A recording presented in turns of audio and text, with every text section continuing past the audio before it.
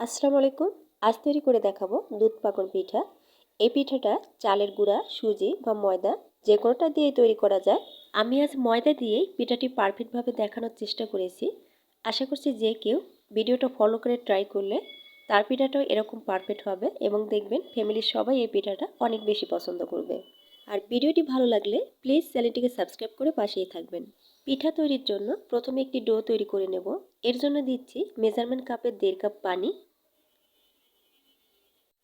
দিচ্ছি পরিমাণ মতো লবণ।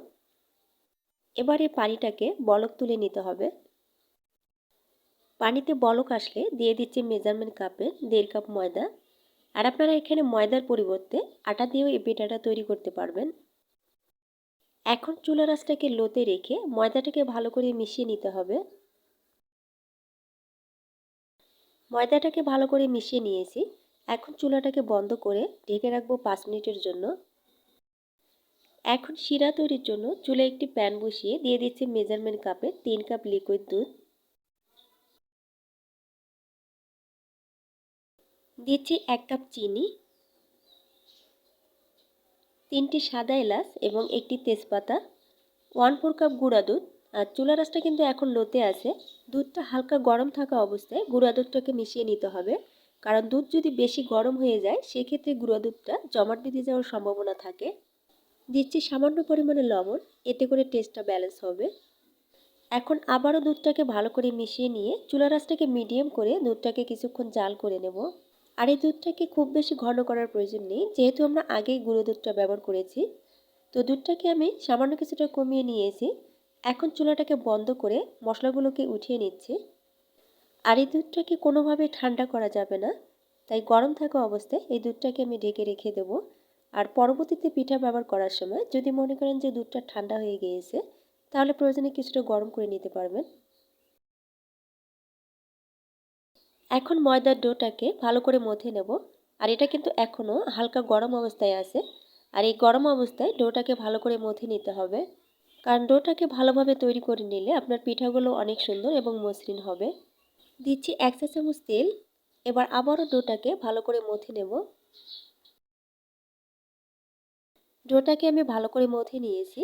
এখন এই ডোটাকে আমি দুটি ভাগে ভাগ করে নেব। একটি ভাগ ঢেকে রেখে দেব এবং একটি দিয়ে আমি পিঠাগুলো তৈরি করে দেখাবো। প্রথমে ডোটাকে রোলের শেপ দিয়ে নেব। এরপর নাইফের সাহায্যে ছোট ছোট লেচি কেটে নেব। এতে করে সবগুলো পিঠা এক সাইজের হবে।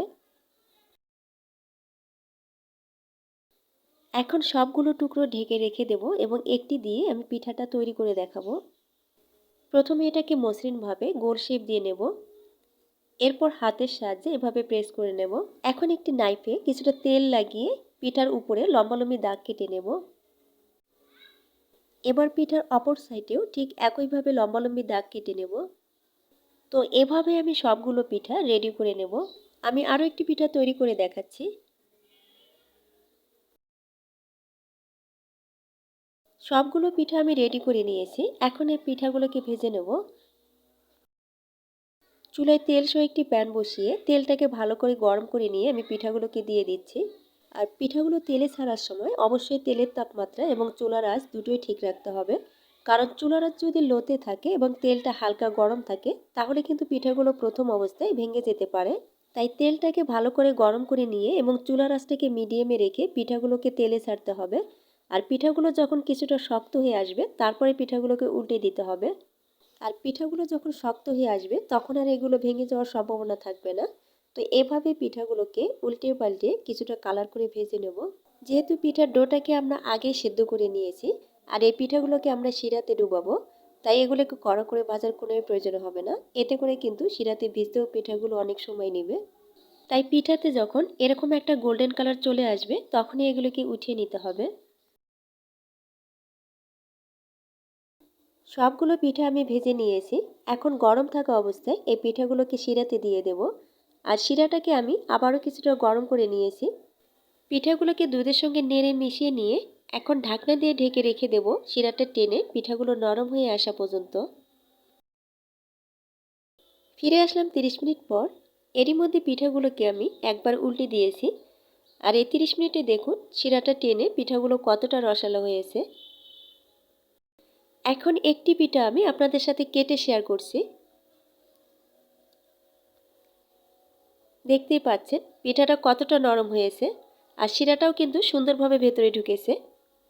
আর আপনারা যদি এর থেকেও বেশি সময় রেস্টে রাখেন তাহলে কিন্তু সম্পূর্ণ শিরাটা টেনে পিঠাটা আরও অনেক বেশি নরম তুলতুলে হয়ে যাবে। তো এই ছিল আমার আজকের রেসিপি। আশা করছি সবার ভালো লেগেছে। ভালো লেগে থাকলে প্লিজ আমাকে সাপোর্ট করার জন্য আমার পাশেই থাকবেন। সবাই ভালো থাকবেন। আল্লাহ হাফেজ।